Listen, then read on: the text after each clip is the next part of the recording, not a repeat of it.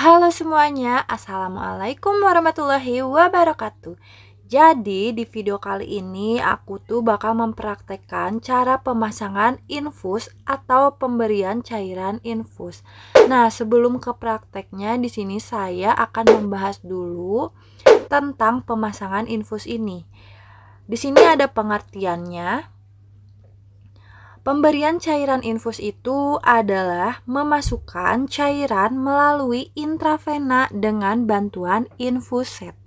Di sini juga ada tujuannya. Yang pertama, untuk melaksanakan tindakan pengobatan dan memenuhi kebutuhan cairan dan elektrolit si pasien. Yang kedua, ada untuk pemenuhan kebutuhan nutrisinya.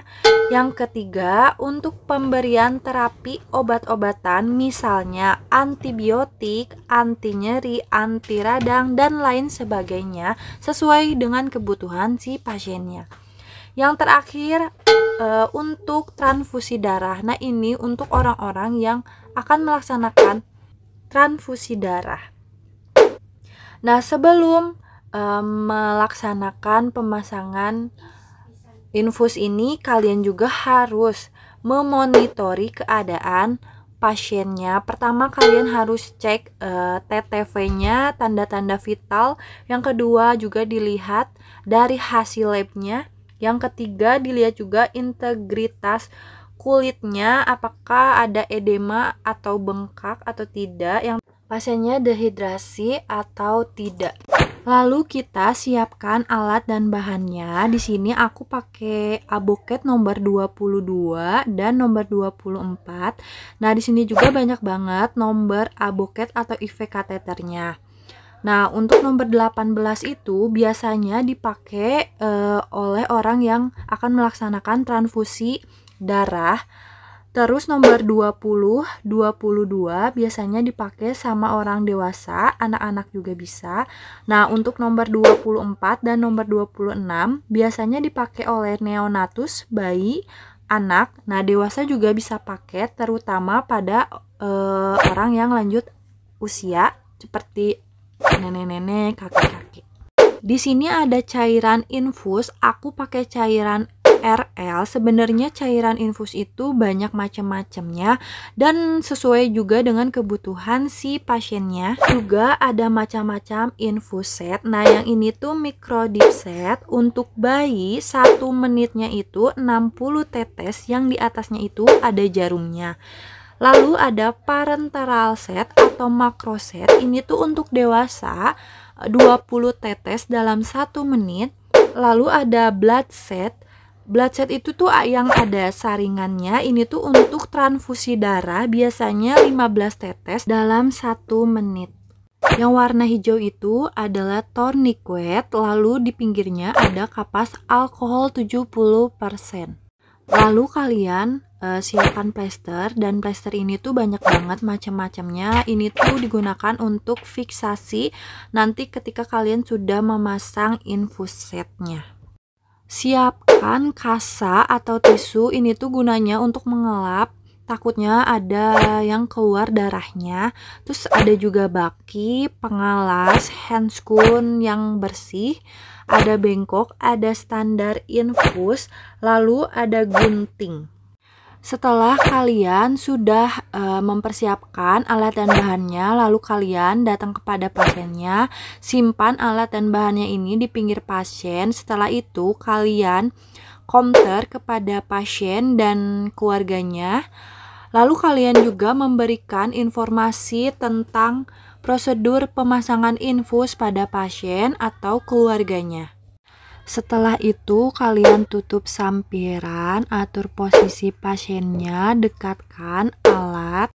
Lalu kalian ambil cairan infus, lepaskan penutup cairan infusnya, lalu buka infuset, kemudian atur roll clamp-nya 10-15 cm dan posisinya itu dikeatasin roll clamp-nya. Setelah diatur 10-15 cm, lalu roll clamp-nya dikebawahin lagi. Pasang set infus dengan cairan, lalu kalian gantung ke standar infus.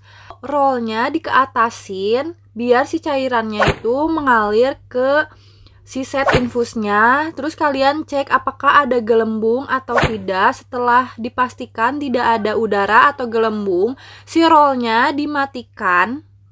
Siapkan plester untuk fiksasi.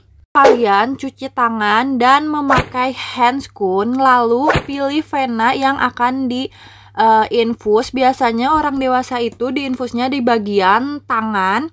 Nah, kalau misalkan anak atau bayi biasanya di bagian tangan atau di bagian kaki. Nah, kalau untuk hal kecantikan kayak infus pemutih biasanya itu di bagian sini ya. Pengalasnya di bawah tangannya.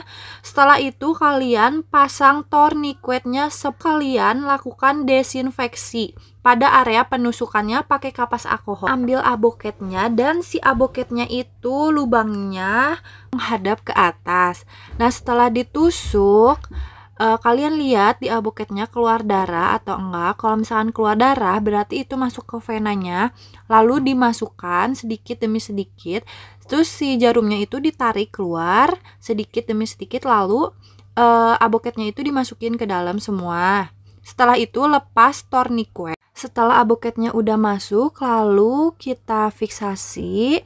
Dan si jarumnya kita ambil, lalu kita simpan, lalu hubungkan si selangnya ke dalam aboketnya. Di situ udah keluar darah, berarti ini udah masuk ke dalam vena. Lalu kita fiksasi. Nah, di sini fiksasinya gimana kalian, pokoknya sesuai prosedurnya saja. Gimana enaknya, yang penting si infusannya tidak lepas. Kalau saya kayak gini ya. Lalu di sini kita elap bagian si tangan pasiennya, takutnya keluar darah atau cairan. Lalu di sini kita bereskan alat. Sesudah bereskan alat, kita atur juga itu cairan yang masuk ke tubuh pasiennya sesuai dengan kebutuhan si pasiennya. Kalau misalkan orang dewasa kan tadi 20 tetes dalam 1 menit. Lepas handscoon-nya, cuci tangan, dan bereskan alat kepada tempatnya. Nah, yang terakhir adalah evaluasi dan dokumentasi.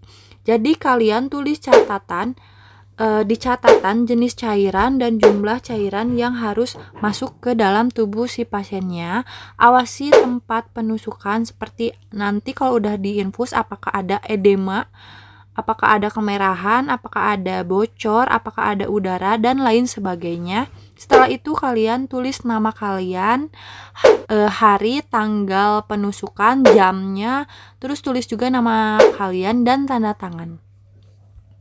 Makasih ya semuanya yang udah nonton video ini. Mohon maaf banget kalau misalkan ada kata-kata atau tulisannya yang salah atau belepotan omongannya. Mohon dimaklum ya. Makasih semuanya udah nonton. Wassalamualaikum. Bye-bye.